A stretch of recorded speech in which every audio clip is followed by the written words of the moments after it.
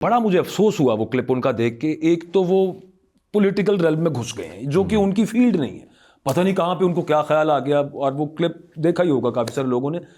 Digital terrorism, پہلے وہ سیاسی گفتگو, وہ پی ٹی آئی کو, وہ ساری پی ٹی آئی کو ڈیجیٹل ٹیررسٹ بنا دیا انہوں نے پوری پی ٹی آئی کو. اچھا جن لوگوں نے ووٹ دیا ہے ذرا پلیز بتائیے گا ریشیو کیا ہے آپ کے خیال میں جنہوں نے پی ٹی آئی کو ووٹ دیا ہے فرام آل دا الیکٹوریٹ؟ جو انجینئر محمد علی مرزا صاحب ہیں, میں ان کی اس حوالے سے بڑا میں ان کا قائل ہوں کہ انہوں نے امہات کتب سے عام آدمی کو جوڑ دیا. مطلب حدیث کی کتاب اصل میں کھول کے رکھ دی.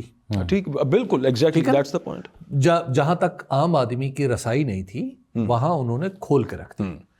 اچھا, جو استنباط کرنا ہے نا مسائل کا, کسی ایک چیز سے, یعنی قرآن سے مسائل اخذ کرنا, حدیث سے مسائل اخذ کرنا, یہ ان کا شعبہ نہیں ہے. بلکہ 2 اور 2 4 کی اپلیکیشن کہاں ہونی ہے, یہ پروبیبلی ان کا شعبہ ہوگا انجینئرنگ کے حوالے سے.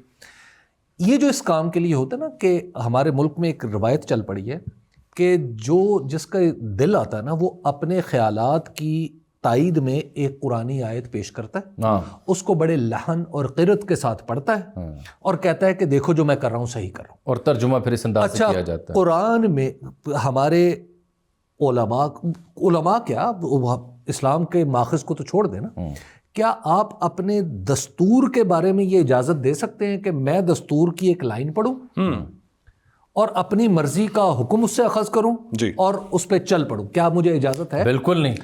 اس کے لیے مجھے کہا جائے گا کہ نہیں بھائی آپ عدالت میں جائیں. اوپن فرینچائز نہیں ہے, یہ اوپن فرینچائز نہیں ہے. تو قرآن جو ہماری دستور کی بنیاد ہے, ہمارے دستور میں کیا لکھا ہوا ہے؟ قرآن و سنت اس کے ماخذ ہیں. جی, اور ان کے منافی کوئی. آپ قرآن و سنت آپ نقل کریں جی, اور بغیر اس خوف کے کہ کوئی آپ کو پوچھے گا. آپ ہر مجلس میں بیٹھیں اور آپ اس پہ اپنی مرضی سے ایک آیت اخذ کریں, آیت پڑھیں اور کہیں جی بسم اللہ جی آپ کے اوپر تو یہ کوڑا برس جائے گا. پرسنٹیج سر میں اس وجہ سے یہ جو پرابلم ہے نا, یہ جو محمد علی مرزا صاحب جیسے لوگوں کی ہے, ان لوگوں کی پرابلم یہ ہے کہ جو ان کا میدان نہیں ہے وہ انہیں ہمیشہ کھینچتا ہے. محمد علی مرزا تو ابھی نوجوان ہے, گرم خون ہے, اور ان کے خون کی گرمی میں نے ان کی ویڈیوز میں بھی دیکھی ہے. لہٰذا انہوں نے جو بات کہی ہے کہ وہ جو پی ٹی آئی والے کوئی نظریاتی دہشت گردی, سر وہ کہتے ہیں کہ خوارج سے بدتر ہیں پی ٹی آئی والے, ٹی ٹی پی سے بدتر. آپ نے 2 مختلف دیکھیں یہ جو انجینئر محمد علی مرزا صاحب ہے نا, ان کی اس طرح کی کہی ہوئی باتوں کی, ویسے کسی بھی کہی ہوئی بات کی اہمیت نہیں ہے. ان کا صرف ایک کام ہے کہ وہ کتاب پڑھ کے عام آدمی کو بتا دیتے ہیں. نہ وہ اس سے اخذ کرنے کی صلاحیت رکھتے ہیں, نہ اس سے استنباط کر سکتے ہیں, نہ انہیں ان علوم کا پتہ ہے. اچھا, اس بات سے جی میں پوری ذمہ داری سے عرض کر رہا ہوں. اور آپ کی گفتگو پھر 2 پہلو ہیں جی. ایک جس معاملے پہ وہ شہرت رکھتے ہیں یا ملکہ رکھتے ہیں بظاہر, نہیں وہ ملکہ نہیں ہے, وہ میں اگین عرض کیا ان کی وجہ شہرت کیا ہے. شہرت انہوں نے امہات کتب ہوتی, یہ دلچسپ موضوع ہے. امہات کتب وہ سامنے رکھ یہ کے پڑھیں. پہلی بار کسی شخص نے اتنی کلیئرٹی کے ساتھ ان کے اس فن یا شہرت کے اوپر یوں بات. اچھا یہ پڑھ دیتے, کانٹرڈکشنز کو انہوں نے یہ بڑی امپورٹنٹ بات ہے. اچھا دوسری بات, جہاں تک استنباط یعنی مسائل اخذ کرنا یہ ان کا میدان نہیں ہے.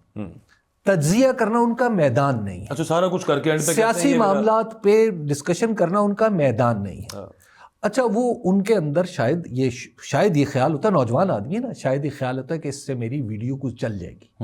نہیں وائرل تو ہوئے رہے ہیں. اچھا اس طرح کی باتیں جو ہوتی ہیں نا, یہ انسان کی اپنی جہاں لا علمی اور کم علمی کا اظہار ہوتی ہیں, وہاں پہ اس کی جو پہلے والی حیثیت ہوتی ہے اسے بھی کمزور کرتی ہیں. میں پوری شرح صدر کے ساتھ علوم اسلامیہ کا ایک طالب علم ہونے کے ناطے میں آپ کی خدمت میں عرض کرتا ہوں کہ کسی بھی سیاسی جماعت پہ فتنے کا حکم لگانا نامناسب ہے. اگر کوئی شخص اس کو نامناسب نہ سمجھے تو پھر اسی نامناسب کی ڈگری کو بڑھاتا چلا جائے. نمبر 2, پاکستان کی اتنی عظیم اکثریت کو جہل یا گمراہی پر یا گمراہی کا مرتکب قرار دینے والا شخص خود جاہل ہے. بہت اہم بات ہے یہ, کیونکہ یہ حکم واضح ہے کہ امت کبھی بھی, امت کی اکثریت کبھی بھی غلط بات پہ جمع نہیں ہو سکتی. یہ اگر حکم کا جواب لینا ہے تو وہ یہ ہے.